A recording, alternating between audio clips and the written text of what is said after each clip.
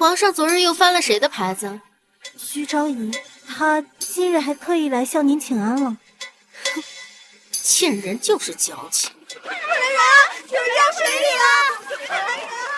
真是国贼，不过是有人落水，怎至于如此鲜活？救皇上！皇上落水了！若本宫此时前去搭救，便是皇上的救命恩人，在这后宫之中，岂不是独得皇上恩宠？这破天的富贵终于轮到本宫了！皇上，皇上，皇上，臣妾来救你了！快来人啊！有人刚落水了！哎，皇上！娘娘，快去救他！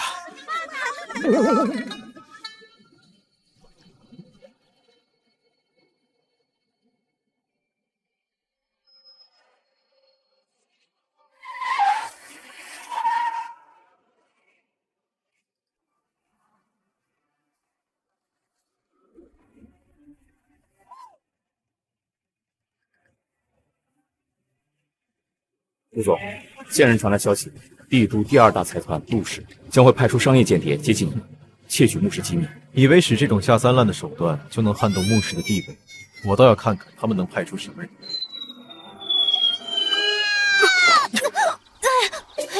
哎呀，这是何处？皇上，你没事吧？您头发呢？龙袍呢？快去救他！怎么落个水全都没了？没想到我还真的救了皇上。皇上，臣妾可是冒着生命危险去救您的，不像其他妃子都只顾着在岸边看戏，只有臣妾才是真心爱护您的。立后之事，兹事体大。皇上就算再心急，想要册封臣妾，也得挑选个良辰吉日，不是啊？你有病吧？皇上，臣妾刚刚救了你，您不能扔下臣妾。李白，别翻了，让开！皇上，这好像是陆氏集团穆总，那姑娘还穿的汉服，这有钱人玩的真花，这有钱人没一个好东西。快走！你疯了吧？赶紧松手！皇上。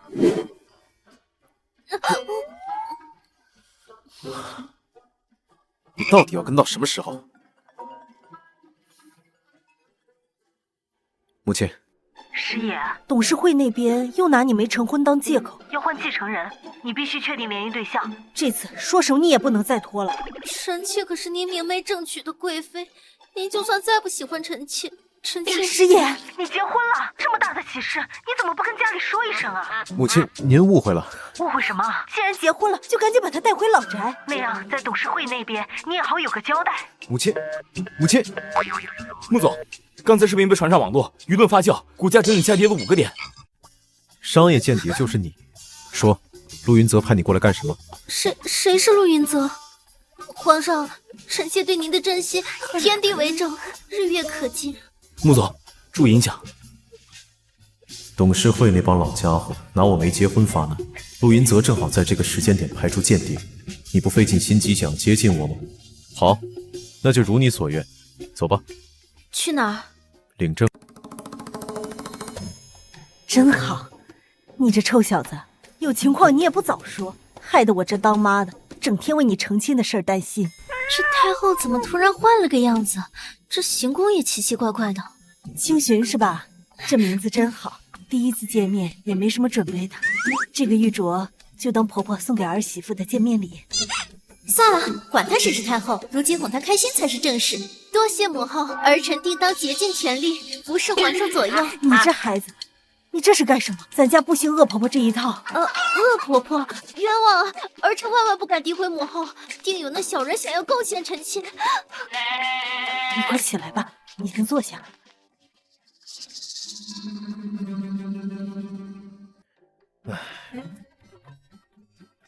这孩子，师爷，你实话和妈说，是不是为了我催婚，你随便找一个脑子不好使的？装疯卖傻而已。什么？好了吗？我自有分寸。我跟他还有话要说，你先回去休息。不是，我还想问你。好啦。哎，你这孩子。皇上，您这新行宫好生奇特啊！这卧太爷，皇上今日怎得如此厚积？顾清雪，少在我面前装疯卖傻。既然领了证，你就是我穆家的人，什么能做，什么不能做，我劝你考虑清楚。穆家的人，皇上竟然已经视我为正妻，臣妾定不负皇上所托。穿的什么乱七八糟，赶紧换回来。皇上以前不是最喜欢我穿这身衣裳吗？难不成换口味了？皇上有刺客！皇上有刺客！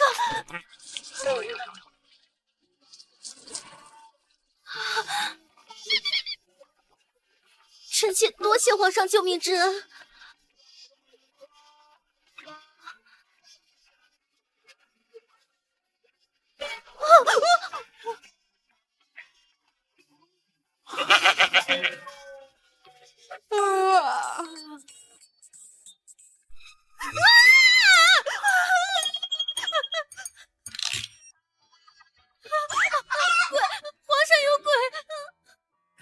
顾清雪，别再给我装疯卖傻！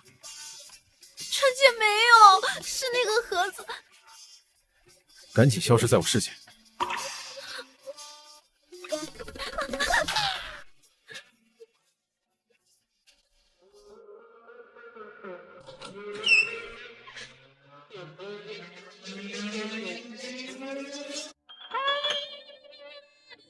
你又要干什么？臣妾来为皇上侍寝，争取早日怀上龙种。龙种？臣妾作为皇后，当然要为国家开枝散叶了。够了！皇上息怒，出什么事了？哎呦，我什么都没看见，你们继续。清雪。对了，穆家祖训，穆家儿媳都要接受穆家旗下的产业，参与家族事务。明天你就带青寻去接手公司。年轻人火力旺是可以理解，但也要注意节制。顾清雪，皇上连碰都不让我碰，这还怎么怀上龙种啊？顾清雪，别以为利用穆家祖训就能顺利进入穆氏偷取信息，你想进公司没门！皇上息怒。喂，穆总，您跟那个女人的热搜导致穆氏股价暴跌，董事会一直向我们问责。告诉董事会，不用过多在意。明天那个女人会以总裁夫人的身份入职公司，平息大众谣言。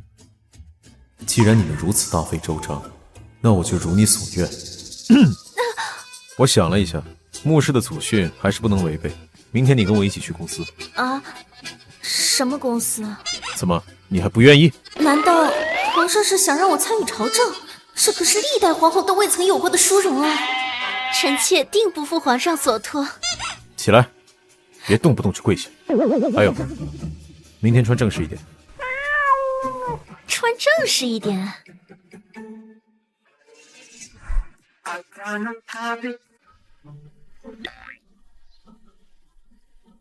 宝马？难道这就是皇上的汗血宝马？可这造型怎么如此怪异？哇，果真是一匹好马，既不嘶鸣，也不乱动。哎呦，你干什么？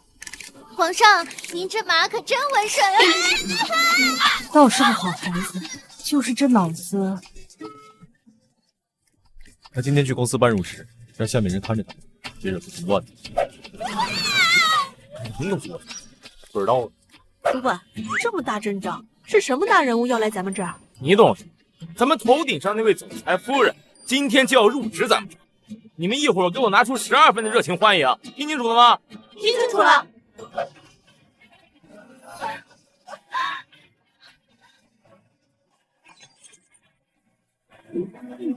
夫人还没来，你们一会儿给我拿出12分的热情欢迎，听清楚了吗？听清楚了。快看，全球限量版的豪车，总裁夫人来了。美女，目的地到了。哥哥开这么贵的车跑滴滴，想必一定很辛苦吧？要不我们留个联系方式？能认识你这样的美女，是我的荣幸。讨厌，有时间我们可要常联系。还愣着干嘛？快去接夫人！夫人好。你们这是？夫人，您就别演了，我们早就知道您的真实身份了。是啊，全球限量的豪车送你来上班，除了穆氏总裁夫人，谁还能有这待遇呢？这帮蠢货竟然将我认成总裁夫人！既然如此，看来你们都知道了。这里就是穆氏集团。就穆夫人您的气质，别人想模仿也模仿不出来呀。行了，快带我去办入职手续吧。还有，我叫杨雨，以后在公司别叫我夫人了，以免引起不必要的误会。哎，好嘞，夫人，您这边请。等等，她是总裁夫人，那我是谁？你？我还没说你呢，你个实习生穿的什么乱七八糟的？难不成是要吸引总裁的注意啊？原来就是个实习生。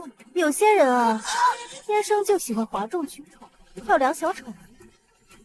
哎，夫人您教训的是，还不赶快为夫人道歉？哦，原来你是个冒牌货。你说谁是冒牌货？你长不长眼？怎么跟夫人说话呢？看到刚才那辆跑车没？就算你从清朝开始打工，也买不起他一个车胎。夫人，我这就替你来教训教训他。放肆！就你，在本宫宫里连个粗使宫女都算不上，还敢在本宫面前妄称总裁夫人？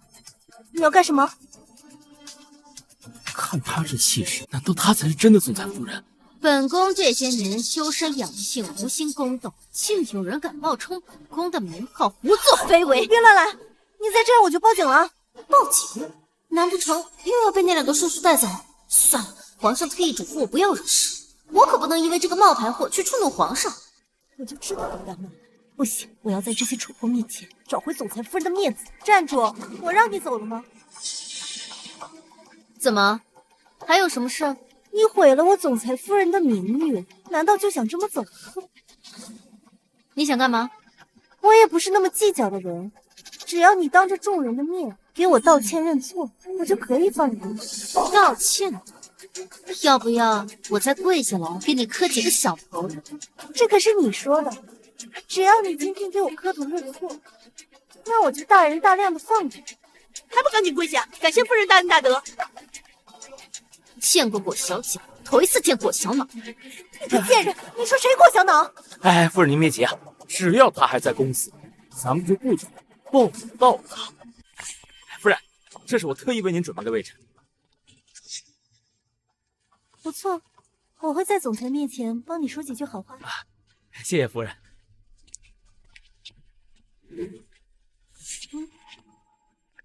从今天起，你就是夫人的助理，那些端茶倒水的粗活都由你来做。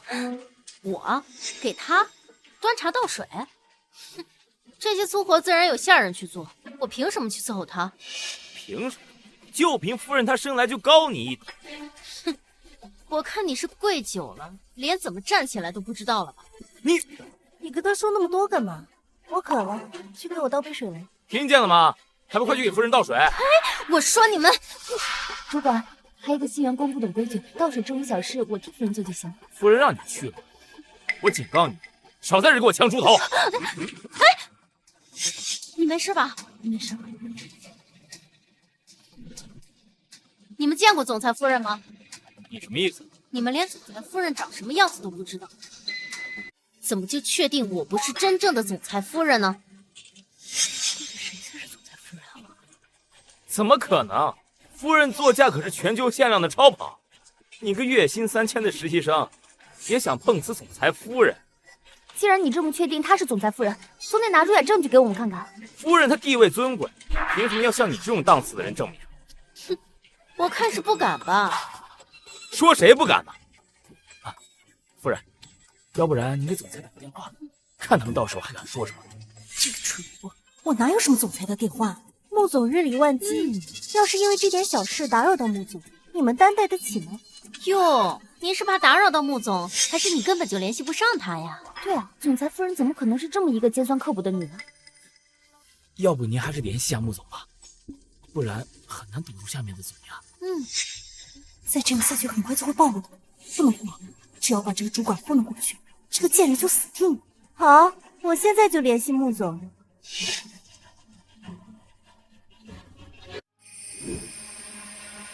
夫人，穆总接了吗？没有，穆总那边忙线呢。穆总的私人号码只有极少数人知道，怎么可能忙线？要我说，你就是冒牌货。你少在那污蔑夫人，我确实听到了忙线的声。你们两个是在跟我演戏吗？顾清雪，你既然说自己是总裁夫人，那就不如你来联系穆总吧。啊？这什么物件？手机你不认识？顾清雪，你要是怕了的话，也得找个合理点的借口吧。你还真指望他能联系得上穆总？我联系不上，难道你就能联系上？事到如今啊，你就别狡辩了。你要是肯乖乖给我跪下道歉，我可以考虑放你。还不赶紧给夫人认错！你干嘛？慢着，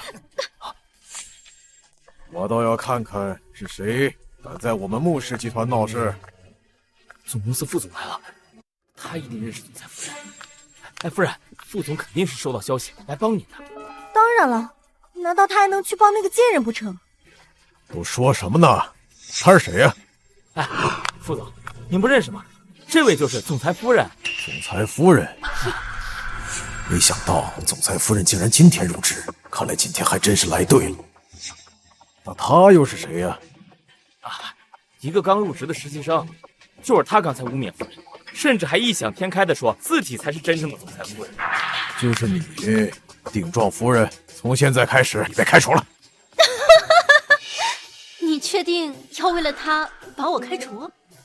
我怕穆总追究起来，你担不起这个责任喽。他们都说自己是总裁夫人，这要得罪错了人，不行，这事儿我不能亲自出手。还愣着干嘛？还不赶紧开除他！夫人，咱要就这样开除了，别人会说咱们穆氏害怕他。听闻穆氏历代的女主人都懂得鉴宝，要不咱来一场鉴宝赌局？一来可以证明你的身份，二来嘛，可以堵住悠悠众口啊！这个蠢货，我哪里懂得什么鉴宝？哎呀，凭夫人的能力，还怕你个实习生不成？我当然不怕。但要是这种破碎都需要我亲自出手的，那升职加薪的事儿也就与你无关。除非……哎，夫人放心，我肯定帮你赢下这场赌局。顾清雪，我倒要看看你凭什么跟我。顾清寻今天入职公司，没惹出什么乱子吧？没出什么乱子，倒是听说有人冒充夫人，吵起来了。什么？本次鉴宝准备了28件古董，双方在5分钟之内各选1件，价高者胜。现在认输的话还来得及。这句话我原封不动的还给你。比赛开始。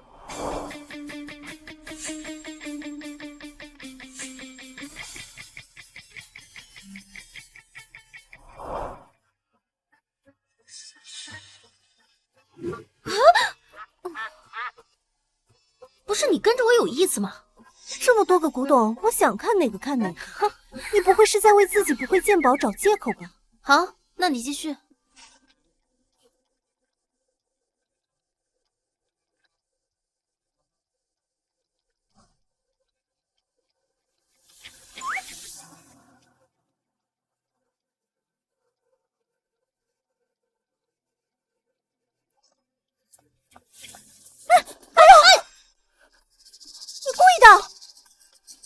我又怎么了？明明是你自己贪多嚼不烂。你，没想到这东西竟然会出现在这里。就算把这桌上的古董都算上，也比不上这一件。我选定的是这件玉盘。此物乃汉代之物，以和田玉打造而成，市价2800万。真厉害！汉代以和田玉闻名世界，甚至华夏的传国玉玺都是由和氏璧制成的。这么大一块玉盘，价值可不菲。这玉盘就算拿出去跟镇国之宝相比啊，也不会落玉下风呀。这比试还有进行下去的必要吗？你还是赶紧给夫人跪下认错吧。你怎么知道我一定会输？你等比试结束之后，我看你还会不会这么嚣张。不知道你选定的是哪件稀世珍宝呢？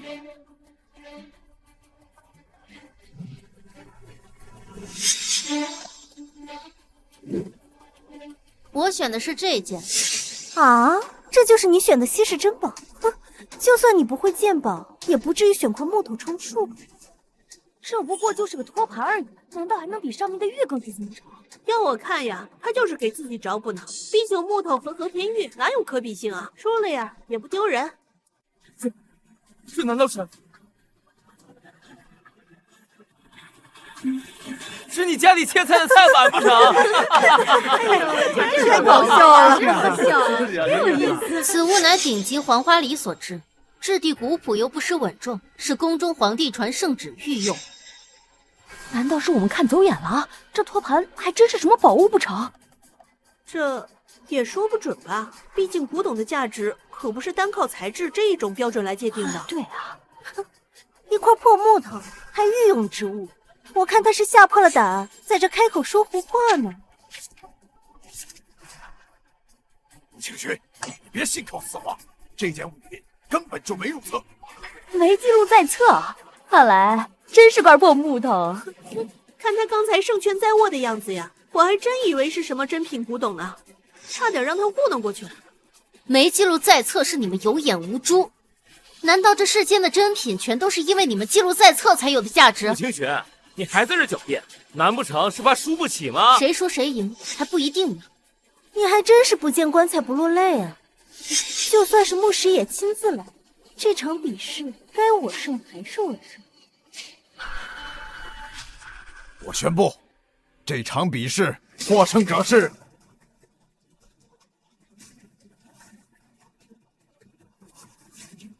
等等。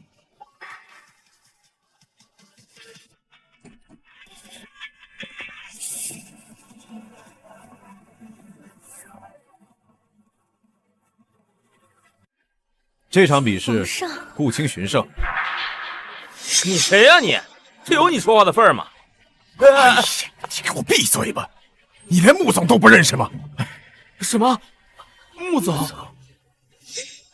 此托盘乃御用之物，距今已有几千年的历史，其珍贵程度甚至超过清太后那颗夜明珠。你们在穆氏工作的这些人，这点眼力都没有。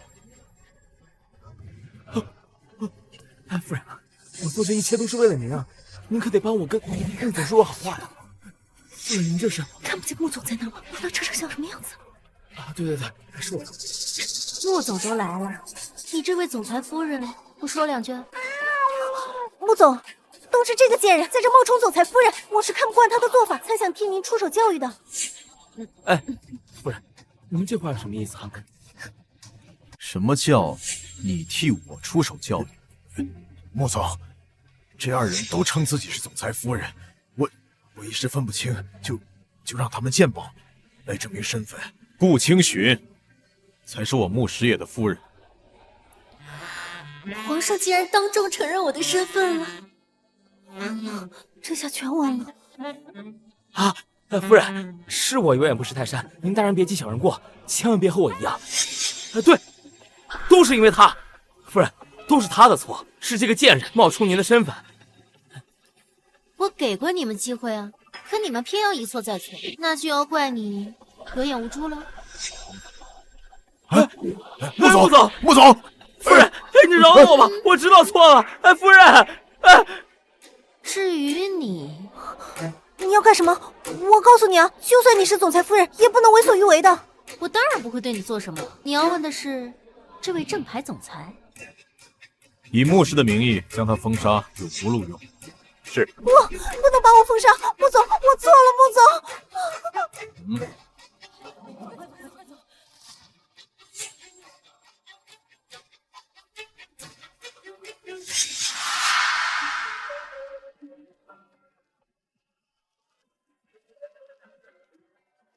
石宇，我早就跟你说过，不要在公司给我闹事。你把我的话当耳旁风是不是？臣妾没有，是他们先来挑衅的。算了，今天你的表现也不算给牧师丢人，今天就不跟你计较了。那臣妾保住了皇家颜面，臣妾想要一样赏赐。赏赐？你要什么？等晚上回到寝宫，皇上自会知晓。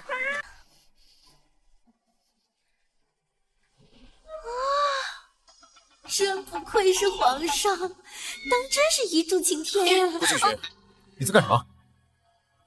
臣妾虽已位列皇后之位，但未与皇上有夫妻之实，还是尽早行房，才能与皇上一心同体。你真会找借口。这怎么是借口啊？既已嫁为人妻，定当为夫家开枝散叶。况且臣妾贵为皇后，母仪天下，定当保我皇室血脉长存啊！你知道你自己在说些什么？臣妾当然知道，这不是女子的本分吗？顾清雪，你知不知道什么叫礼仪廉耻，什么叫自尊自爱？为了得到一个男人宠幸，不惜牺牲自己的肉体。皇上为何如此轻贱臣妾？臣妾自幼的教育都是为了服侍皇上啊！教育？难道是间谍训练？陆云泽为了安插间谍，还真是用心良苦。明天开始，给你找一个礼仪老师。今天这种事，我不想看到第二次。臣妾明白，既然皇上不想有第二次，那臣妾争取一次就中。啊！皇上昨天也真是不想让我侍寝，也没必要把我给赶出来。听闻前段时间顾小姐在鉴宝比试大获全胜啊！我身为穆总的妻子，若在外受人欺辱，岂不是驳了穆家的面子？顾小姐这娴熟的茶艺，不像是初学者呀。小时候，我母亲常给父亲泡茶，自小便熟悉茶艺，希望有朝一日可以泡给我爱的人喝。你这茶艺是为男人所学？母亲常说，男人在外打拼辛苦，女人就应该在家相夫教子。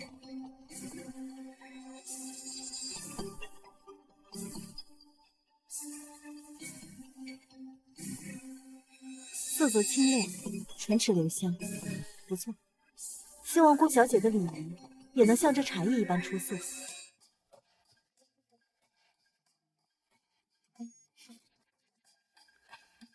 吸气，稳住，呼气。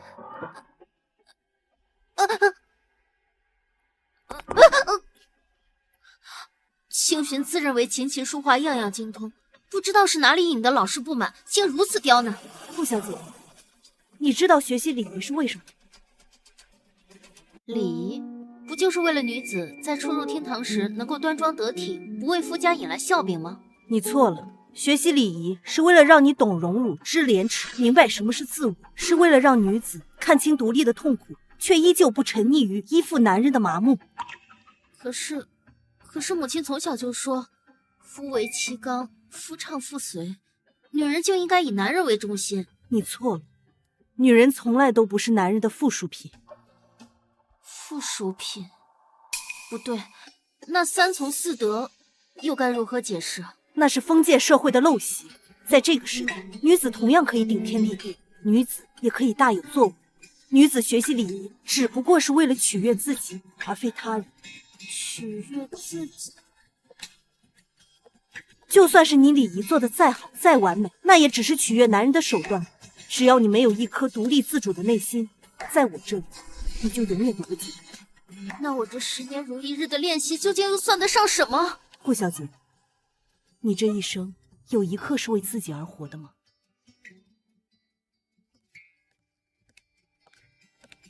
为自己？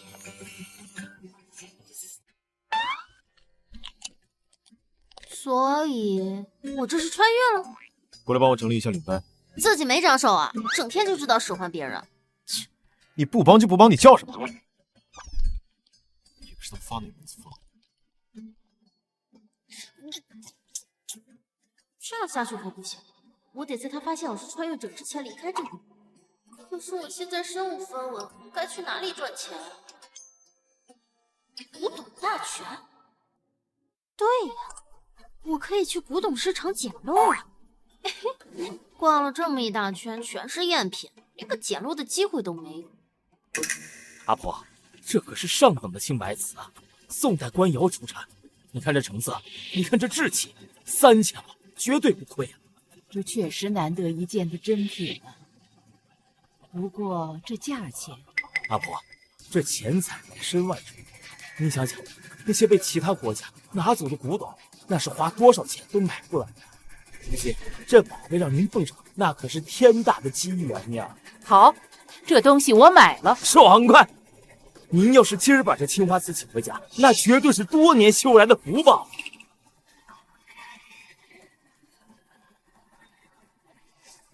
慢着，慢着！小姑娘，这东西被阿婆已经看上了。如果你要感兴趣，我这还有一针天。你觉得我会对一个赝品感兴趣？你说我这是个赝品？就你这瓷器，高仿都算不上，垃圾中的垃圾。小姑娘，我可是这老板的老客户了，你不能凭一时失言毁了人家的名誉啊！阿婆，这赝品虽然做工精细，但是很多地方都经不起推销的。要不您再看看？哎，小姑娘，岁数不大，派头不小啊，别学人家鉴宝不成，把舌头给我留这儿了。青白瓷以釉色为美，景德镇烧制的更是薄如纸，白如玉，素雅无比。就你这瓷器，黑底过后釉面无光，也敢自称是宋代官窑，铁不支持。哼，口说无凭，你可得有证据啊！小姑娘，你可有证据？哈哈，证据都没有，就敢在这给我叫嚣？说，你是不是别人派来砸我场子的？证据就在这瓷器的底部。平底？老板，可否让我们先看一下？阿婆呀，你不要听这小姑娘瞎说，我的声望您是知道的。她连看都不敢让你看，阿婆。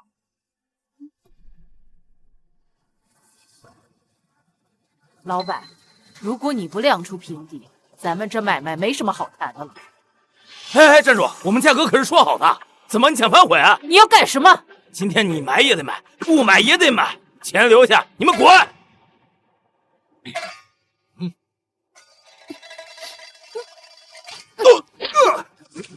放开阿婆，我已经报警了。好，今天我栽在你们手里了，你们给我滚！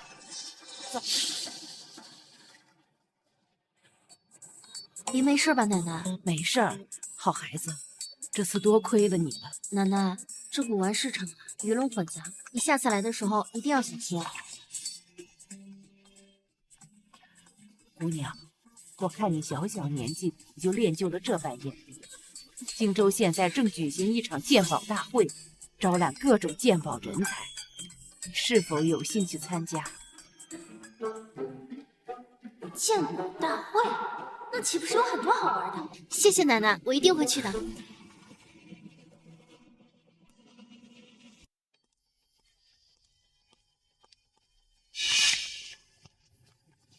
古董市场鱼龙混杂，你们怎么敢让奶奶一个人来这里？是指再是指。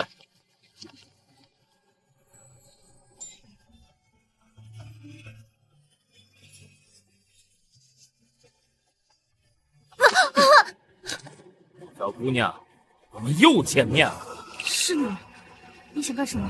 老话说得好，断人财路如同杀人父母。既然你断了我的财路，那我就割掉你的舌头，让你长长记性。等等，我老公是穆氏集团的总裁，你想要多少钱他都会给你的。哼，你当我是3岁小孩啊？总裁夫人能亲自到古玩市场？我没骗你，不信你可以给他打电话。老大，这娘们看起来不像演的呀。小达，敢骗老子，你就死定了！上次说报警是吓唬他们的，这东西我根本不会用啊！快点！老公，我被绑架了，你赶紧拿钱来救我！你老婆在我手里，如果他妈的你敢耍老子！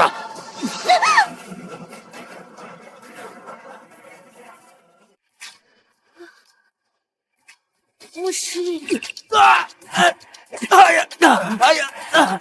他妈的，你们给我上！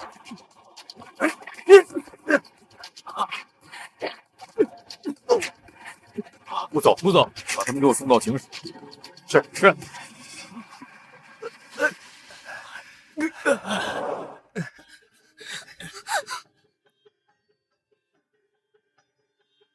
穆穆师爷，你怎么才来呀？我刚才都要被吓死了。我带人来古玩市场找奶奶，她却刚好出现在附近，难道这都是陆云泽有意安排的？你为什么会出现在这儿？不能让穆师爷知道我想攒钱跑路的事情。我来散散步。你不觉得这种英雄救美的戏码很拙劣吗？你是说我跟他们一起演戏？不然呢？穆师爷，你有被害妄想症吧？你说什么？我说你有病，自恋狂。倒是误会他了。顾清寻到底什么底细？你仔细查。他竟然觉得我在演戏，他以为他是皇上啊！算了，不想他了，还是想想鉴宝大会捡漏的事吧。阿婆口中的鉴宝大会竟如此华丽，跟皇家中秋宴也不相上下。欢迎大家来到秋季荆州古董鉴宝会，比试获胜者最高可以获得500万奖金。雨宁，你最近和穆总发展的怎么样了？哎，我前段时间在热搜上看到穆总跟一个女人的绯闻，闹得沸沸扬扬的，还有人说穆总已经结婚了。怎么可能？只不过是个跳梁小丑罢了。整个帝都除了我，谁能配得上石野哥哥？听说台上那位可是穆总的妻子，怪不得鉴宝能力如此出众。你说的什么鬼话？石野哥哥怎么可能会有妻子？前几天穆总可是当众宣布了他的身份，这还能有假不成？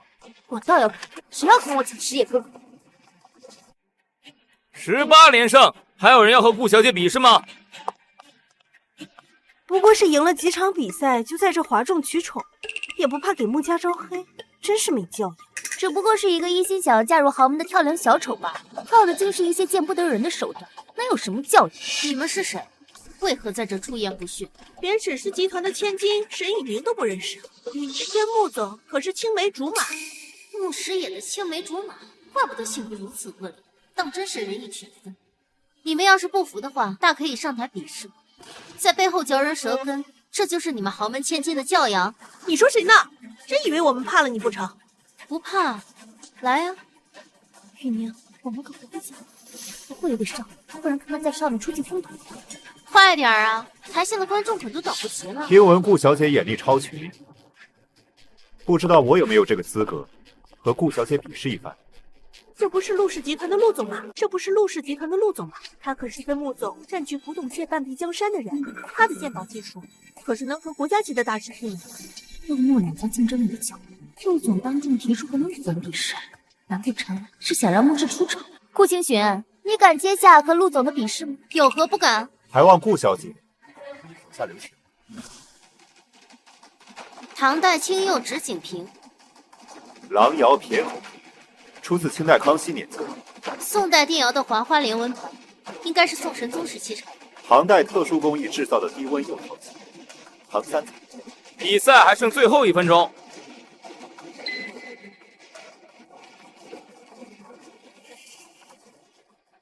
他看了那么长时间，不会是认不出这尊石佛像吧？那可是国宝呀！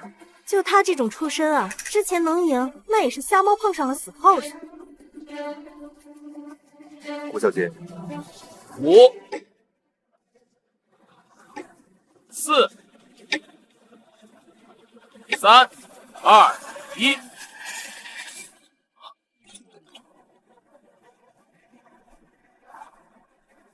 你疯了！你疯了！这石菩萨像可是国宝啊，他就这么给毁了？你知道这国宝多少钱吗？你赔得起吗？赝品怎么可以与国宝争？这鉴宝会展览的都是国家级文物，怎么可能有赝品？谁敢毁坏文物？奶奶啊，就是他故意损坏文物。原来是顾小姐，我知道你不是莽撞之人，可为何说这石像是假的呢？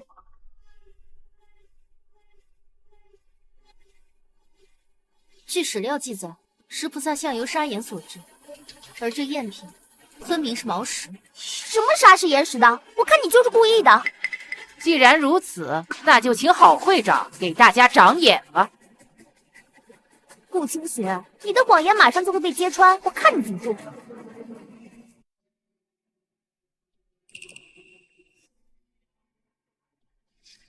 这石料中散发出一股淡淡的发霉的味道，此物绝非真品。什么？竟然真的是假的！沈小姐，这个答案可还满意？石野哥哥，我只是想测试一下顾姐姐的能力，可是你看他咄咄逼人的，哪有半点做自己的风度啊？石野，出门在外注意自己的行为举止。石野哥哥，我记得并没有邀请他们。来人，把他们给我送出去。走吧。石野哥哥，你竟然赶我走！早就听闻穆总不近人情，没想到对青梅竹马也是如此。只不过是学了些陆总的皮毛罢了。没想到顾小姐如此有眼。顾总，你藏的可真够深。还在我面前演戏，顾清寻不就是你安插在我身边的？这不还是陆总教导有方吗？教导？难道是刚才那场比试？哼，教导谈不上，是顾小姐自己优秀罢了。既然这个赌局结束了，没什么事情，我就先走了。石野，不可无礼！顾小姐是我请来的贵客。贵客？他？哎呦，原来清寻是我们穆家的孙媳，我们穆家就需要你这样的女主人才能蒸蒸日上啊！奶奶，您真是太抬举清寻了。这哪算得上抬举啊？单凭你的鉴宝能力，得让多少人望尘莫及呀！石野，明天就让清寻掌管家族事务吧。奶奶，女子也能掌管家族事务？女子怎么了？看见你呀，就想起我年轻的时候。当年我跟爷爷初次来到荆州啊，没少遭别人的白眼，一气之下创建了穆氏。过去这么多年，穆家也成了荆州第一大家族。奶奶现在说的轻松，想必当年也吃了不少苦。所以啊，你要好好的掌管穆氏，别荒废了奶奶的一番心血。奶奶相信你。虽然穆氏也不是皇上，但我们毕竟还是夫妻，理应帮他分担。等有一天我真要离开穆家的话，那我也不算愧对于他。奶奶，你放心吧，我一定会和石爷好好掌管穆氏，一定不让你担心。突然出现穆总夫人，有点意思，我可得好好的回。这是什么？好像很好喝的样子。是你，顾小姐，看看喝点什么。这不是西方国的鸟语吗？这我哪看得懂啊？我要喝那个。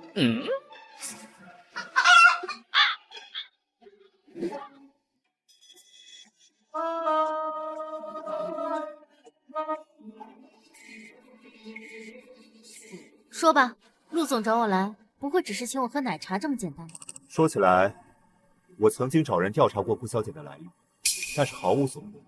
你的出现就像穿越了。我听不懂陆总在说什么。那我就不跟顾小姐绕弯子了，我们可以合作，我帮你得到你想要的一切。哦，陆总知道我想要什么？无非就是穆氏的财产，以及穆氏的地位罢了。我虽是一介女流，但也知道光明磊落4个字。那穆石野确实令人生厌，但他从来不会背地里搞这些小动作。在我看来，陆总的行为实在算不上光明磊落。想和我合作，我的回答只能是不可能。顾清寻，你到底在努力什么呢？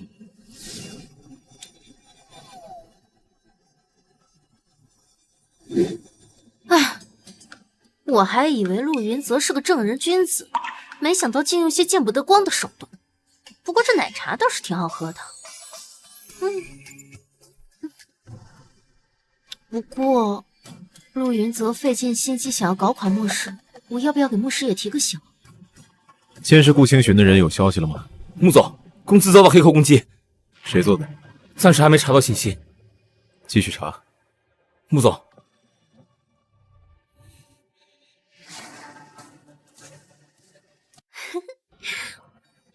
哎，你今天回来这么早？怎么，我打扰到你了？没有啊，穆师爷，你心情不好？为什么心情不好？你难道不知道吗？干什么？刚让你接手莫氏集团，就做好吃里扒外的准备了，是不是？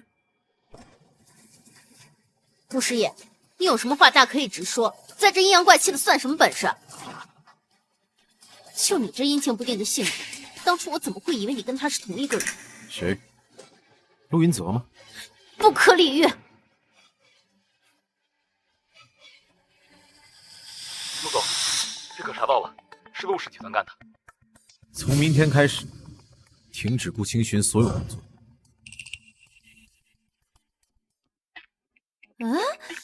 这打卡机是不是出什么问题了？顾小姐，打卡机没有问题，是您从今天起被免职了。我被免职了？那牧师也知道这件事吗？这正是穆总的意思。我为什么被公司免职了？我不可能让一个间谍来处理公司的事。什么意思？你和陆云泽私下勾结的事情，师野哥哥已经知道了。这就是我们有一天在咖啡厅遇到了。整个荆州这么大，偏偏你们两个就遇上了，说是没有勾结，你自己信吗？这是我和穆师爷之间的家事，轮不到你一个外人插手。我被免职的事情，想必奶奶和母亲还不知道吧？你威胁我？谈不上威胁，我只是觉得我来任职是经过奶奶和母亲同意的，他们应该拥有知情的权利。不想被免职也可以。最近山区有个回收古董的项目，只要你完成的够好，我可以考虑让你回。师野哥哥啊！怎么样？好，穆总说到做到。顾清玄，好不容易有机会把你赶出穆家，我怎么可能让你这么轻易回来？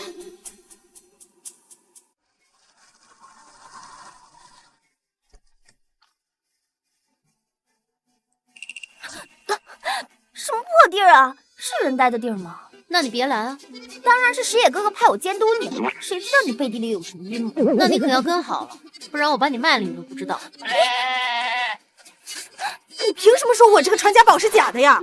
要不是着急用钱，我能卖给你吗？我看你就是故意的，想低价买回去吧你！你这本来就是赝品，怎么成我故意的了？哎呀，大家快来看看呀！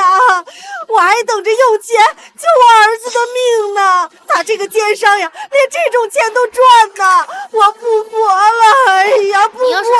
这样的话，我们现在就可以去警署报案。这小丫头片子，多管闲事。没事吧？你少在这装好人，想看我笑话就直说。沈雨宁，我可是在帮你啊！你少多管闲事了。老子养你还不养条狗！别再打了！哎呀，求你别再打了！住手！滚开！你个娘们儿，你他妈敢管男人的事！再这样，我叫人了。叫人？老子打自己的女人天经地义，你叫他们来看看，他们会不会帮你？我还听说，还他妈敢报警！找死！你没事吧？我来报警。不能报警！不能报警！不能报警啊！真不能报警呀！他要是被抓进去了，那我们这个家就毁了呀！你这个人怎么这样啊？他打你一点反应都没有吗？我求求你们了，快可怜可怜我吧！他要是被抓进去了，那等他放出来的时候，那他不得打死我呀！哎呀，不行！啊，你一个人活不了吗？跟你有什么关系啊？要不是你们不买我东西，他会动手打我吗？现在还让我离婚，我看你是不是成心想害死我呀？你这人怎么不识好歹啊？走走走，你们赶紧走，我们家的事儿还用不着你们两个外人管。哎，你拦着我干什么？我还没吵完呢。好言难劝，该死的鬼！人家都说了是人家家事，走吧。顾清轩，什么时候轮到你来教训我了？太把自己当回事了。他是小孩子吗？说变脸就变脸。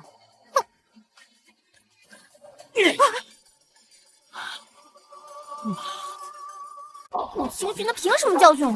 真把自己当回事。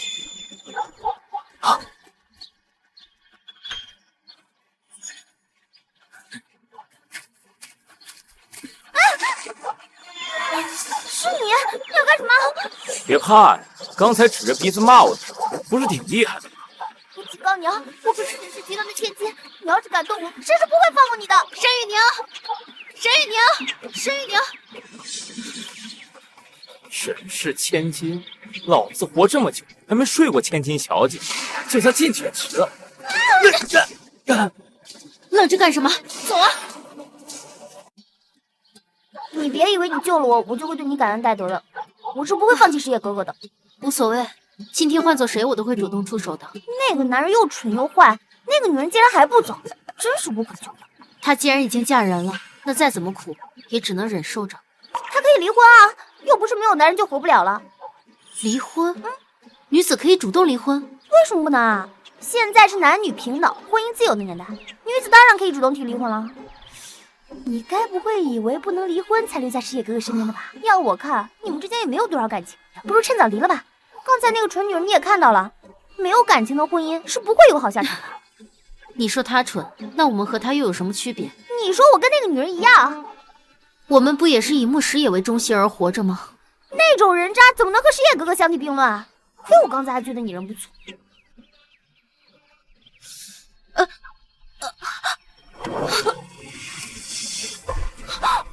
顾清雪，穆总，夫人因为这几天操劳过度才会晕倒，身体并无大碍，休息几日即可。辛苦你了。穆石野，你醒了。让你去山区收个古董，给我惹出这么多事。如果你只会说风凉话的话，还是赶紧走吧，别打扰我休息。好。对了，我要离开穆氏，出去创业。创业？你现在一切都来自于穆太太的身份，离开穆氏出去创业，还不是让穆氏出资？在穆总眼里，我离开穆家就一无是处了，对吗？那穆总敢不敢跟我打个赌？就赌我离开穆家能不能创业成功？趁我还没改变主意之前，最好把刚才的话收回去。怎么，穆总怕了？他为什么突然要离开穆家？难道跟陆云泽的安排有关？好，我倒要看看，离开穆氏，你能有什么作用？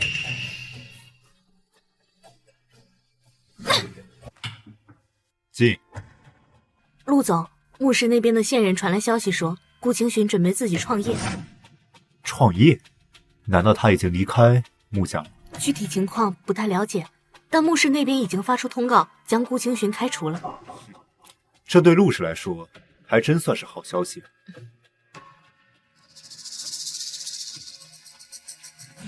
说吧，陆总，陆总找我来有什么事？听说你要自己创业，不知道我能否和顾小姐合作呢？合作？我看陆总是想用合作来控制我，好达成你搞垮穆氏的目的吧？我不否认，搞垮穆氏确实是我的目的之一，但是我更看重的是顾小姐的能力。陆氏集团的人才数不胜数，我一个小人，何德何能被陆总看中？依我看，顾小姐的鉴宝能力，放眼整个荆州都是数一数二的。要不是因为你，我陆氏也不会在这几个月和穆氏的竞争中孑然失利。那陆总可真是太抬举我了，我还没有那么大的本事，能左右荆州两大财团的竞争。只要你与我合作，我会提供你创业所需要的一切条件。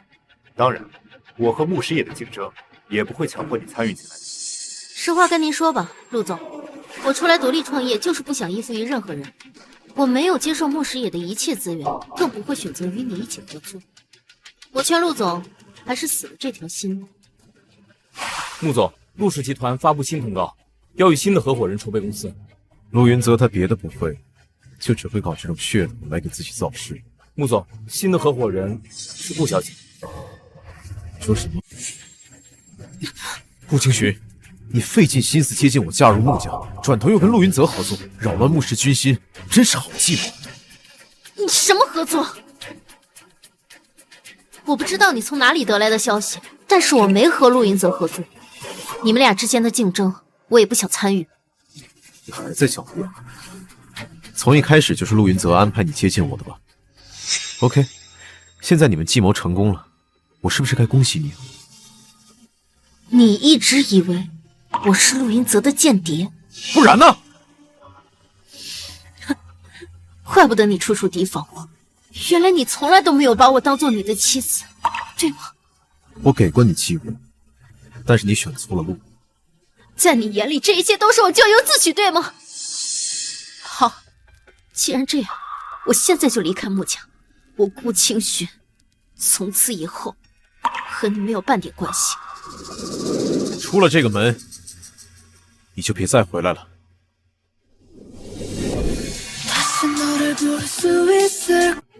哎，顾小姐，不好意思，顾小姐，马总今天不在公司。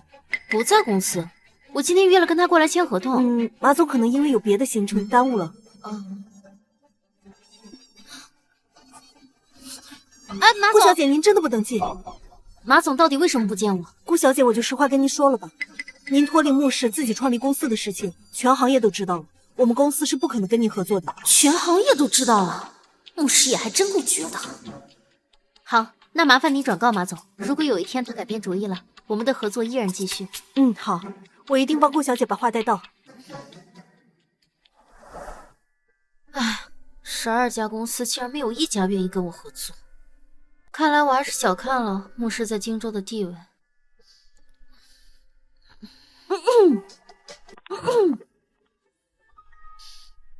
听说你最近很落魄呀，需要我帮忙吗？沈小姐想帮我？我们的关系似乎没有那么好吧？不好又怎么了？你开公司难道是为了人情吗？我现在可是被荆州2大巨头前后夹击，你现在跟我合作没什么好处。古董行业常年被穆氏和陆氏所垄断，你跟他们抢市场确实不理智。这我也知道，那有什么办法？谁说没有办法？你听说过赌石吗？赌石？这是珠宝的原石报价，你看一下。据我了解各大公司的珠宝原石废弃率达到了80%以上，珠宝的价格也因此居高不下。你的意思是，只要赌石的成功率够高，那这其中的收益不会低于古董行业？但我想的是，你的鉴宝能力和赌石一样优秀。你果然也会赌石，没想到呀，你一个千金大小姐还有这么灵敏的商业嗅觉。你以为我们这些名媛是吃白饭的吗？我可是从小就学习商业。合作愉快。合作愉快。穆总，您慢点着，这都喝多少了？是啊，喝这么多，身体会受不了的。穆少，只不过是一个女人而已，至于让你这么颓废吗？只要你开口，什么样的女人没有啊？要我说，顾清寻就是犯贱，放着自己锦衣玉食的生活不过，非要自己出去折腾。等哪天被那些大老板按在床上哭的时候，就会想起我们顾少的好了，是不是啊？对。你刚才说什么？顾清寻就是犯贱。我的人轮不着你们说三道四，都给我滚！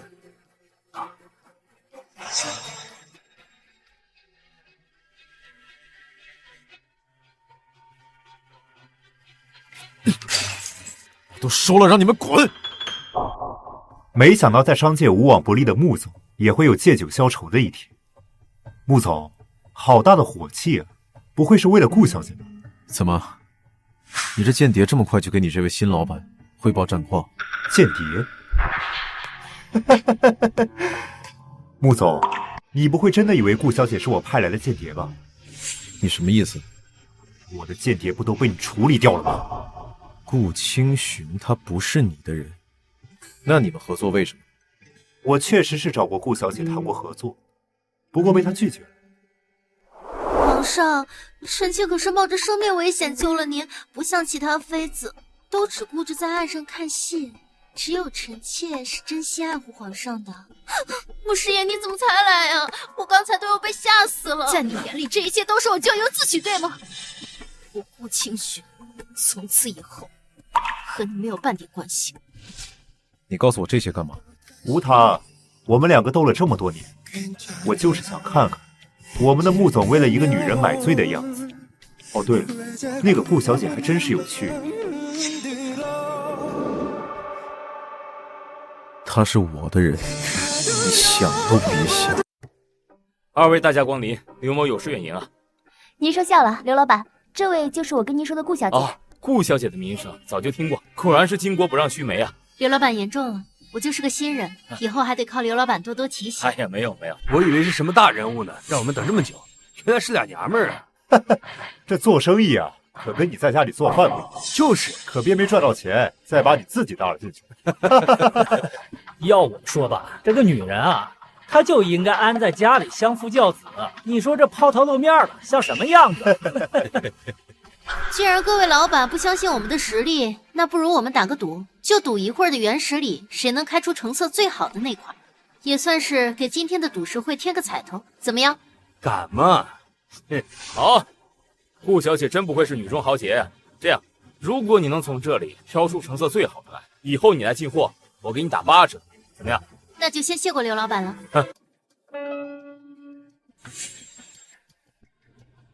难道你要选这块啊？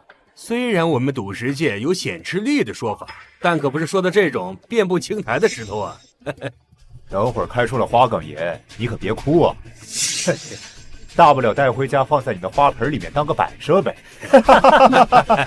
你还是先管好自己吧，这么久都没挑出来，难不成老花眼犯了？你放肆！别急，等一会儿有他们哭的时候。行不行啊？这么多丑不拉几的石头能开出翡翠？这块要是开不出来翡翠，其他更别想。就这块，切。听闻顾小姐鉴宝能力很超群啊。老板切好了。这是紫罗兰，你也太厉害了吧！这么大一块紫翡翠，光原石就能破亿啊！这要是做成首饰，起码能翻5倍不止啊！顾总，您的眼光刘某佩服佩服。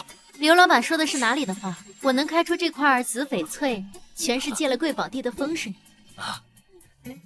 想不到这娘们儿竟然开出了紫翡翠，要不然咱们……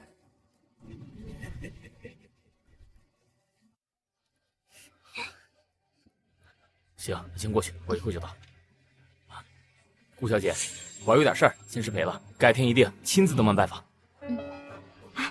这个料子做成首饰之后，咱们自己留几套吧，毕竟第一次赌石，你能纪念一下。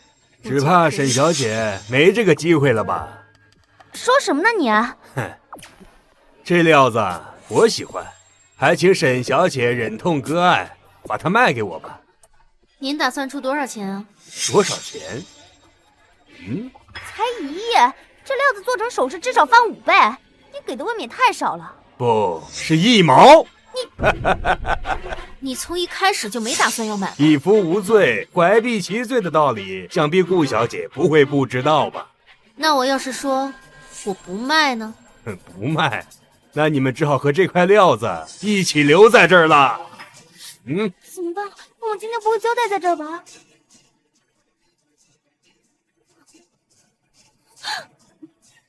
怎么办？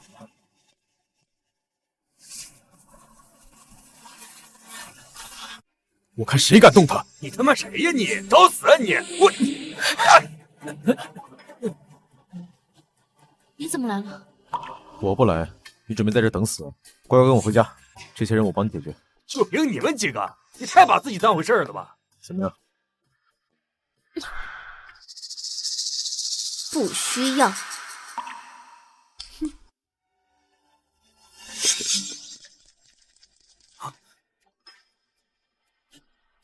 顾总，把这些人带到警署。是。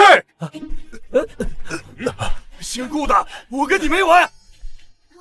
你什么时候准备的保镖啊？我怎么都不知道。出门在外当然要多做一些准备啦。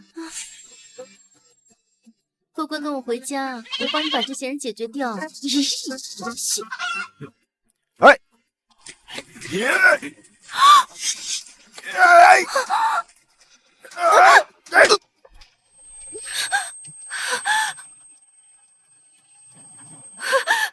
穆师爷，穆师爷，穆师爷！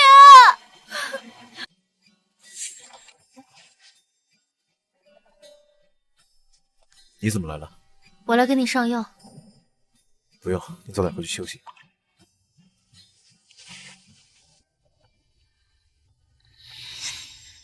我就说我自己可以的吧。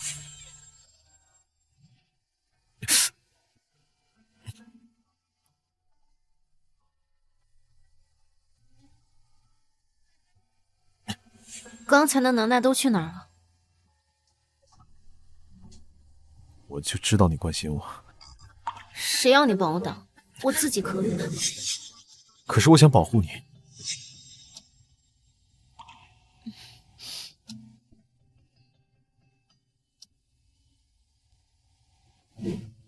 你好好休息吧，我先走了。之前的事情我可以解释，没什么好解释的。清雪，当初你出现的时候，我收到陆云泽派出间谍的消息，所以我以为我错了。你别走。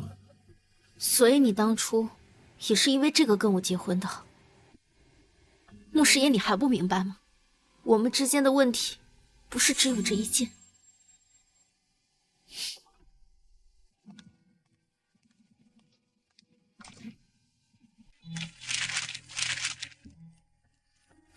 这季度回收的一半古董都是次品，你们怎么办事的？穆总，原本公司的鉴宝项目是由夫人负责，现在夫人走了，手底下的人自然会出点差错。夫人没来公司之前你怎么办事的？没了她，穆氏就运转不下去了吗？穆总，您和夫人这么下去不是个办法，要不您去把夫人接回来吧。你以为我不想吗？现在问题是她根本不想见我。夫人或许不想见你，但是老太太想见孙媳的话，夫人总得给这个面子的吧。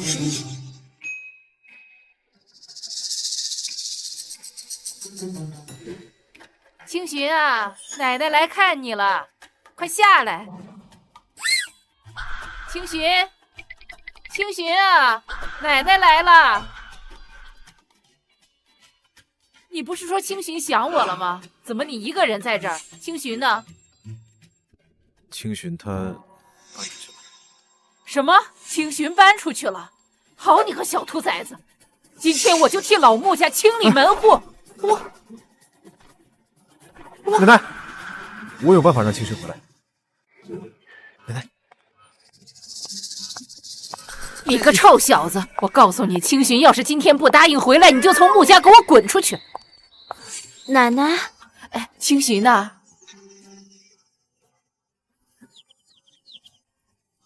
上去吧。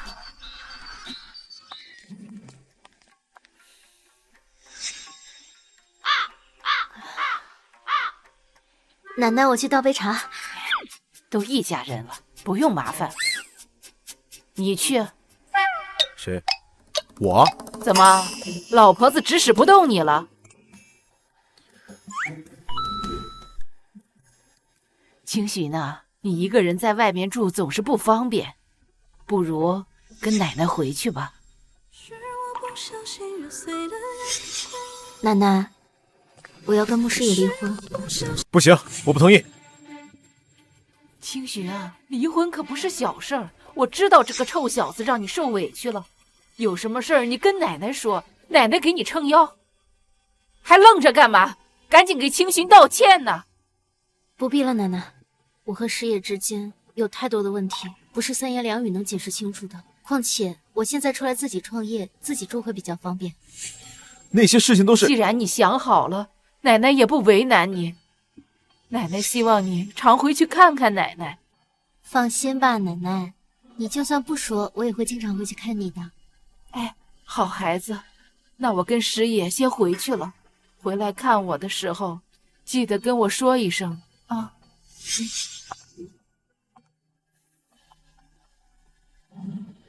奶奶，不是说好要把青寻劝回去吗？我怎么生了你这么个不孝子孙？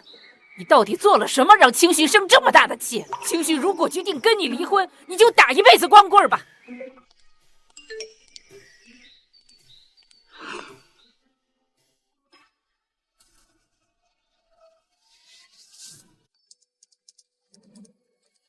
进。你怎么来了？没事就不能来看看你啊？没什么事的话，请回吧，我还有工作。穆林川回来了，你最近最好小心点。穆林川是谁？他是穆家私生子，之前一直在海外负责穆氏海外的产业，这次董事会把他调了回来。这跟我有什么关系？穆林川一直觊觎着穆氏董事长的位置，这次他回来，只让他做我的助理，他绝对不甘心。而你是我的妻子，他一定会拿你来牵制我。我在穆总心里好像也没那么重要吧？清雪，你跟我回家吧，在我身边我好照顾你。谢谢穆总的好意，穆家我是不会回去的。如果他对顾氏出手的话，我也不会坐以待毙。清雪，原来你们都在啊！这位是弟妹吧？你好，我叫穆林川，是石野的哥哥。当时石野大婚时啊，我没能亲自到场。听说顾小姐最近正在做公司，不如我就投资一笔钱作为补偿。投资？你穆灵川能安什么好心？穆灵川明显是来者不善，不如借此机会看看他要做什么。当然可以，不知道穆先生准备了多少？清雪，还请顾小姐开个价吧。毕竟啊，有我是当哥哥的有错在先，咱总不能让外人说是我占了便宜，不是？既然投资的话，我也可以吧。要投资？顾小姐的公司里不会你没有股份吧？看来二位都想投资我们的公司，不如竞标决定吧。我们的关系我要跟他竞标。就算石野和顾小姐是夫妻关系，这有些事儿啊，还是公事公办比较好，免得落人口舌。行，那就竞标。现在二位各一份报价单，想要投资我们公司的，价高者得。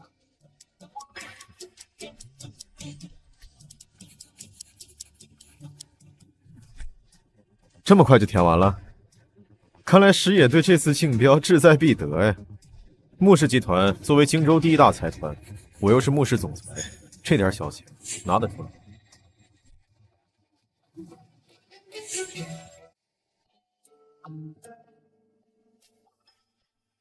5亿可不是小数字，他这次回国看来有备而来。二位的报价都不符合我们公司的预期，所以我们拒绝二位的投资。你看清楚了，我可填的是5亿啊！能一下子拿出来这么多钱，看来董事会没少帮你。你以为这些年我在国外是白待的吗？二位如果要吵架的话，可以出去吵。送客。行。穆总不会是想要留下来吃晚饭吧？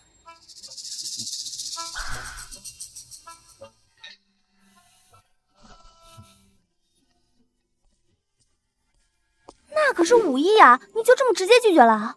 你以为这5亿是白拿的？他不过是想控股公司，来达到钳制穆石野的目的。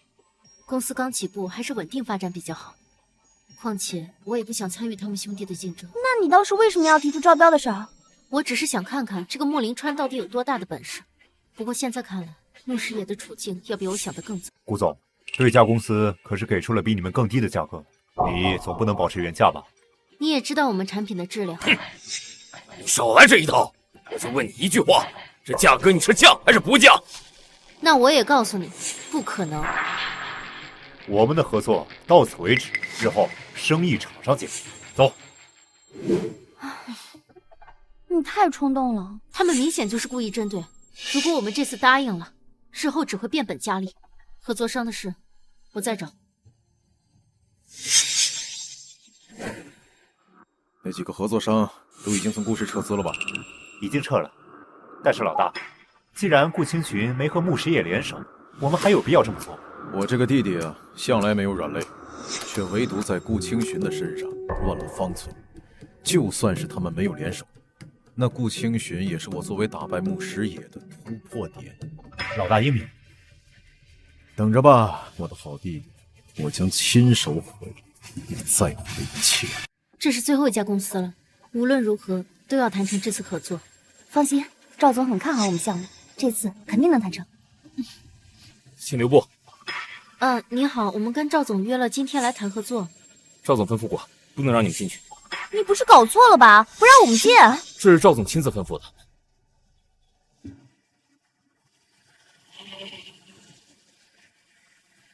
你好，赵总，我是顾清群，今天下午跟您约了来谈合作。顾小姐，不是我不想跟你谈，可是您既然得罪了川总，我们总得考虑这其中的风险。赵总，这件事情跟穆氏没有任何关系。您作为一个商人，最该看重的不是这个项目所带来的收益吗？我们这个项目，顾小姐，我今天肯定是不能让您进去的，您就别为难我了。好，麻烦你转告赵总，我就在这里等他。怎么办啊？公司还要开会啊，我们不可能一直在这等下去啊。你先回去开会，我自己在这里。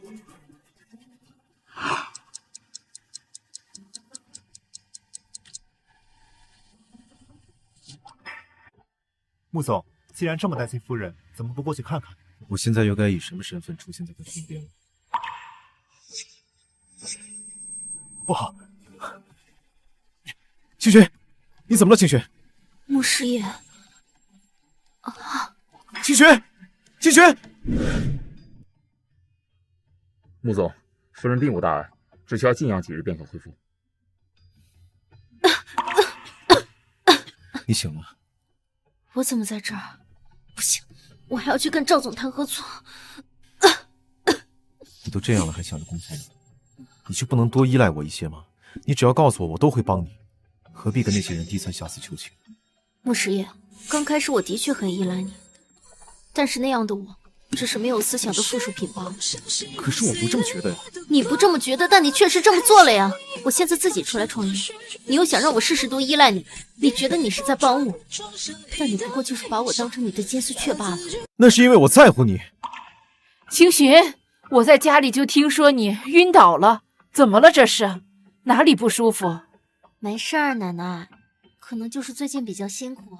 我听说啊，你公司里最近出了一点状况，有什么事儿跟石野说，他可是你丈夫，帮你是应该的。没事儿，奶奶，这点小事我自己可以处理。奶奶，您这是？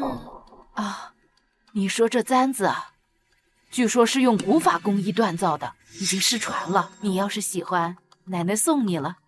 古法工艺，这不就是我当时在宫里无聊随便做出来的吗？竟然失传了。对呀，我怎么没有想到？奶奶，我爱你。这孩子没大没小的。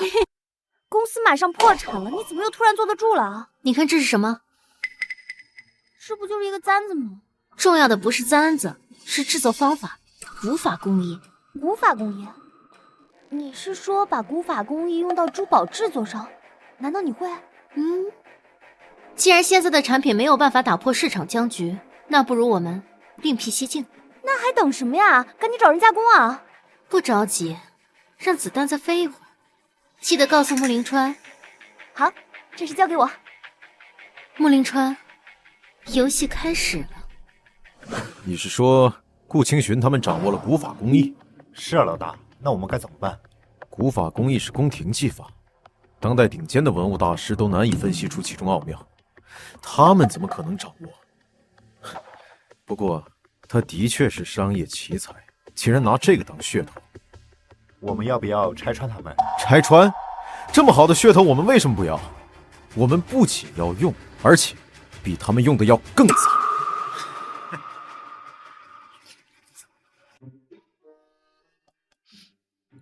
你又要干嘛？找你吃个饭。不好意思，我还要开会，没空。哎，干嘛去？穆总，你还不知道吧？穆总正给大家发福利呢。福利？大家随便拿，大牌奢侈品通通1折起！快，顾总来了，顾总，顾总来了。你干嘛呢？不明显吗？我给大家发个福利。快让他们回去，我还得开会呢。顾总，1折的品牌包包啊，免税店都没这么便宜啊。是啊，我们为了公司工作，哪怕没有功劳也有苦劳啊。顾总，你忍心看着我们痛失爱包吗？现在开会的人都没了，顾总应该不忙吧？服了你。走吧。不好了，清雪，出事了！怎么了？穆灵川的公司忽然对外宣布了，他们的古法工艺生产线果然上钩了。他还真是不择手段。对外宣布，我们的新品发布会定在和他们同一天。好，我就去举办。原来你早有准备。既然穆灵川想要自取灭亡，那我只好帮他一把了。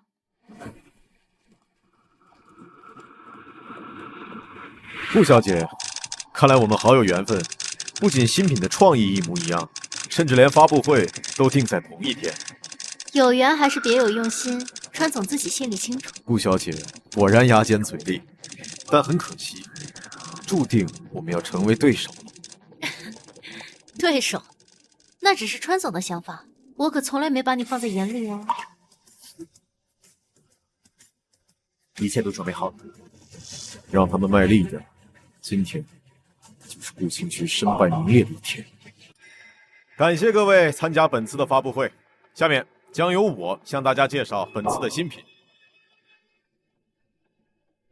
这只不雅是由黄金打造，而它的制作方法则是由古法工艺雕琢而成。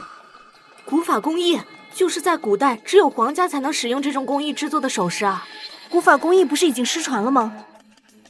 你们知道什么呀？据说故事的这次新品也是由古法工艺制作而成，两家还是一天发布，有好戏看。各位有什么问题，现在可以提问了。川总，关于两家公司同时采用古法工艺，你对此有什么看法吗？这是赤裸裸的抄袭。我们的新品是由宫廷工匠后人亲自操刀，并经过专家认证，故事根本不可能掌握古法工艺。那你对这次抄袭如何看待？你会采取法律手段维权吗？就现在的市场而言，抄袭已经是一种常态了。我司将保留上诉的权利，争取维护众多工匠的心血，不让古法工艺被别有用心的人糟践。没想到顾氏为了恶意竞争，居然使用抄袭这种手段，真让人恶心。据说顾氏的老板是川总的弟媳，看来这豪门恩怨没有我们想的那么简单啊。以上就是本次发布会的所有内容，下面进行记者提问环节。顾总，川总在他新品发布会上公然指责你们涉嫌抄袭，对此你有什么想解释的吗？对于我们没有做过的事情，我确实没什么好解释。川总那边的古法工艺可是有专家证明的，你们的证明呢？对呀，就算是假的，我们也无从验证。你们的证据呢？商业机密，无可奉告。抄袭！抄袭！抄袭！抄袭！抄袭！怎么办啊？就算我们是真的，抄袭的舆论一旦起来，我们就很难澄清了。抄袭！抄袭！抄袭！怎么回事？顾清寻受邀加入古董协会，成为历届最年轻的协会高级顾问，待遇同会长齐平。据说是顾清寻破解古汉语文字，填补了古法工艺失传多年的空白。而且顾清寻还将古法工艺的制作方法无偿捐献给华国，古董协会会长亲自发文致谢。那这样算起来，顾清寻的古法工艺才是真的。那穆林川他们岂不是贼喊捉贼啊？顾清寻！顾清寻！顾清寻！顾清寻！顾清寻！既然大家都已经看过新闻了，那我想问大家一个问题：我和穆林川到底谁才是欺骗消费者的那个人？我们公司的古法工艺啊。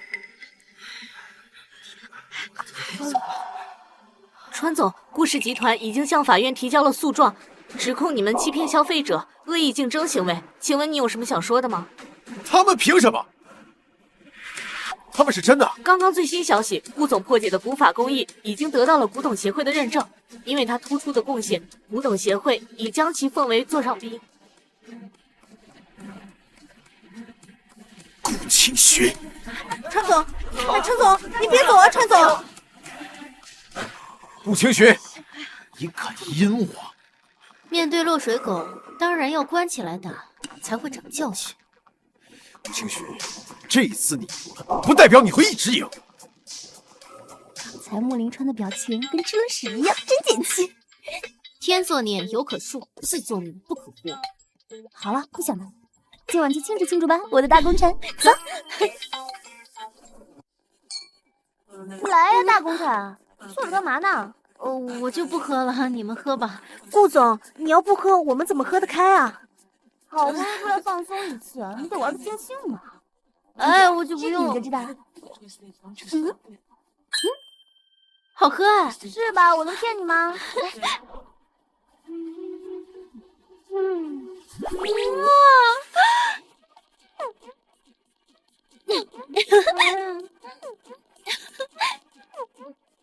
雪鹤，好，一杯就倒，还个这么多。你终于来了，那交给你了。那你回家注意安全。十里，你怎么来了？我来接你回家。回家？回哪个家？我们的家。清雪，你愿意跟我回家吗？好啊。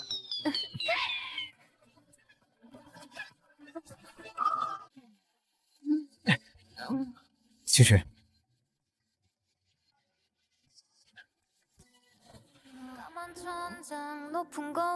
十爷，乖，我给你擦擦脸。不要，我要继续喝。你喝多了。留下来陪我。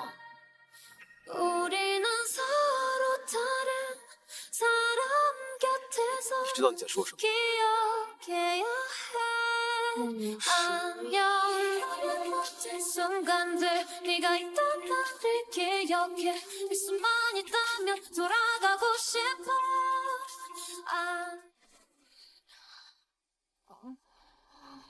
这是哪儿啊？牧师爷，你个王八蛋！老大，经历了上次的抄袭风波，我们的顾客都被顾氏抢走了，线下门店也只剩下3家了。顾清轩，不能再让他这么得意下去了。顾总，咱们公司这个季度销售额全国第一。这个季度的销售额呢，在座的各位功不可没，所以我和沈总决定，所有人带薪休假7天。哇，顾总英明，沈总为母。耶！顾总，接血，顾总，接血！你醒了？我怎么了？还不是因为你前段时间天天加班。要我说，你那些顾总，报告怎么样？身体一切正常，就是最近操劳过度，有点低血糖。另外还有一些，夫人怀孕了。啊！我怀孕了。你说穆林川为什么偏要在这个时候举办家宴？一场家宴而已，别那么担心。可我总觉得这场宴会没有那么简单。就算真有什么事，这不是还有我呢？走。哎呦，我的宝贝清寻呐，想死奶奶了！奶奶，清寻也想您了。哎呀，来。既然大家都到齐了，我就敬各位一杯。正好借着这次家宴，告诉大家一个好消息，阿姨，你要当奶奶了。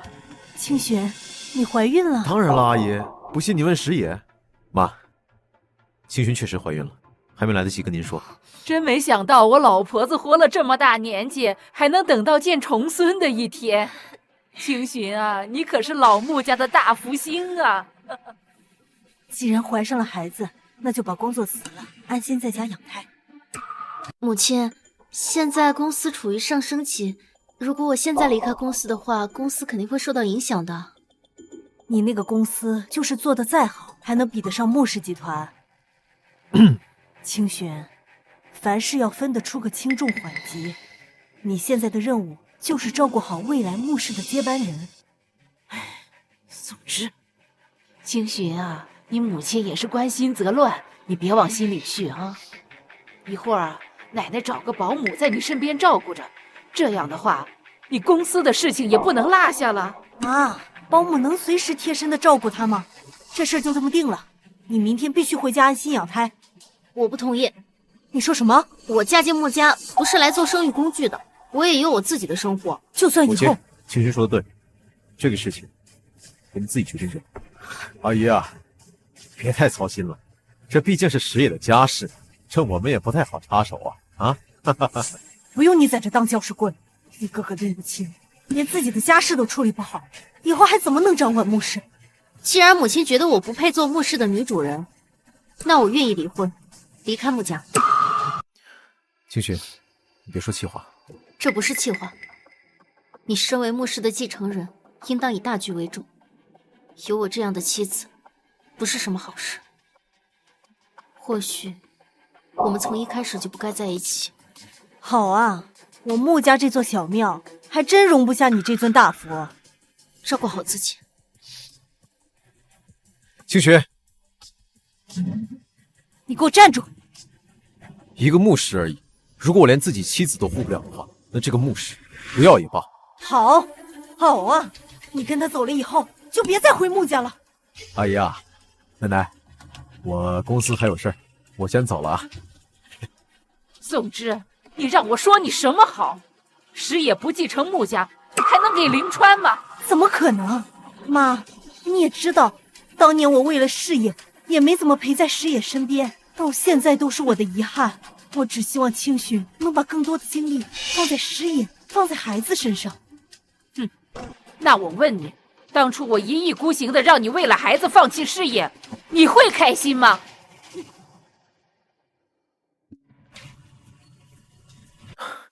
清雪，等等，你追出来干嘛？现在应该去安慰你母亲才对。我放弃继承墓室了。你说什么？你怎么那么冲动啊？穆凌川现在明摆着就是想拉你下马，你现在非要这个时候往里面跳？墓室哪有你重要？感动了？我现在可是一无所有了。顾总不会忍心看我流落街头吧？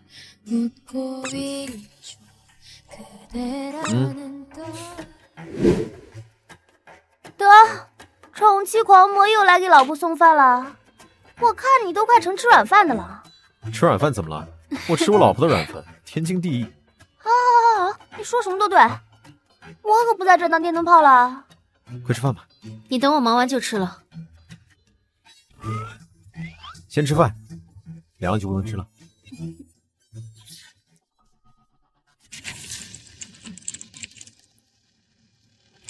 看这么认真，有什么问题吗？你们这家供货商有问题。怎么回事？你看，这家供货商同时供应6家公司，但他们生产线良品率完全不足以支持他们生产这么多的合格品。所以你怀疑他们以次充好？没想到他们竟然敢在产品质量上作假。凭你的能力，你应在墓室大展身手的。这是我自己选的，跟你有什么关系？再说了，我觉得现在这种你主外我主内的生活挺好的。可是没有什么可是的，家人之间呢，就是要相互牵绊，相互拖累。难道你不把我当家人？好好好，你说什么都对。我接个电话。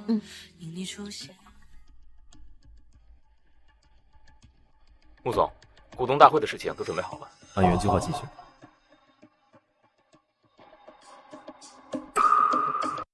你带我来墓室干嘛？我那边还有一堆文件没谈。带你看场好戏。我看行。哎呀，这不是已经被逐出墓室的前总裁吗？这些人呢，太自以为是了，一手好牌啊，打得稀烂。我劝你啊，赶紧给川总低个头，说不定川总看在兄弟一场的份上，还能留给你仨瓜俩枣的。诸位股东还真是年纪大了，脸皮也够厚。当年跟在石野身后巴结的样子，我们还历历在目呢。你好了，既然人已经来齐了，那大家落座吧。由于牧师野先生被剥夺继承人的身份，今天邀请各位来是为了确定牧氏集团董事长的人选，请各位投票。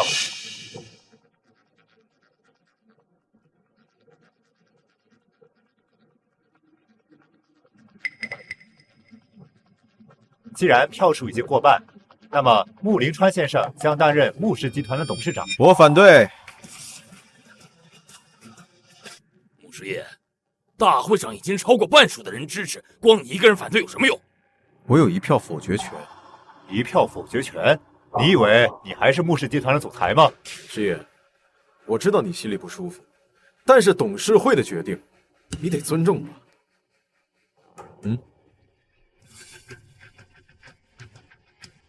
穆师野先生所持有股份占据穆氏集团的51%，是穆氏第1大股东，拥有1票否决权，合情合理。这不可能！不相信，那就自己看看吧。穆师爷，你敢玩我？看来你还不算傻。哦，对了，你挪用公款的那些证据，我也一定提交了。你下半辈子就准备在监狱好好过。你说什么？你怎么可能会拿到那些证据？傅先生，跟我们走吧。放开我！我可是穆氏集团继承人！你别太得意！等我出来，我一定不会放过你！穆总，我原本是支持您的，只不过是被穆凌川给蛊惑了。是啊，穆总，穆氏集团还是需要您这种正统接班人。穆林川那个私生子，怎么能和你比啊？是不是？对对对啊，回家吧。不走，不走啊！我们呀，不走！穆氏第一大股东，穆总瞒我瞒得好辛苦。我不是有意要瞒你的，我怕你因此再受到牵连，我不能再失去你了。愣着干嘛？不回家了？哦，我回家。奶奶、妈，你们怎么来了？自己说。你想有自己的事业，我也不反对，但我就石野这么一个儿子，我希望你能全心全意的去爱他。你妈呀，就是刀子嘴豆腐心。自从你俩走了以后啊，背地里哭了好几次呢。谁哭了？妈，我知道你的苦心，也正是因为我爱石野，所以我才想和他势均力敌的站在一起，而不仅仅是他的附属品。其实你这么说也对，但我还是要批评你一句。自从你创业，你看看你都瘦了多少。走，我带你们去吃大餐。